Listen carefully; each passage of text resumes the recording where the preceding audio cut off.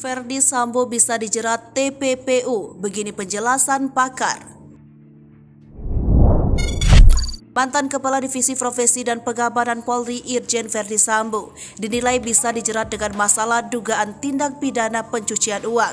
Pakar hukum TPPU Yenti Garnasih menilai rekening dua ajudan Sambo, Brigadir Nofriansah Yosua Huta Barat dan Brigadir Riki Rizal Wibowo yang berisikan uang ratusan juta mencurigakan.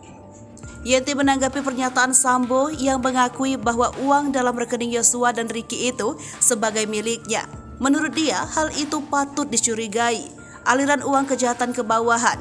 Yenti menilai praktek penyimpanan uang dalam rekening milik orang lain ini sangat khas dengan tindak pidana pencucian uang.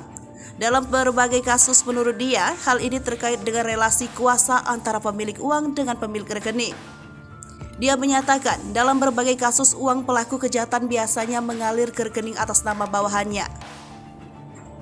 Asal-usul uang di rekening Yosua dan Riki dipertanyakan. Untuk kasus Sambo, Yenti menilai nominal uang 200 juta rupiah dalam rekening Yosua yang kemudian ditransfer ke rekening Riki Rizal tersebut mencurigakan. Dia mempertanyakan gaji Sambo sebagai seorang pejabat Polri. Karena itu, Yenti menilai polisi harus menelusuri asal-usul uang tersebut. Jika dugaan TPPU itu didalami, menurut dia bisa jadi akan membongkar asal-usul kejahatan yang dilakukan Sambo.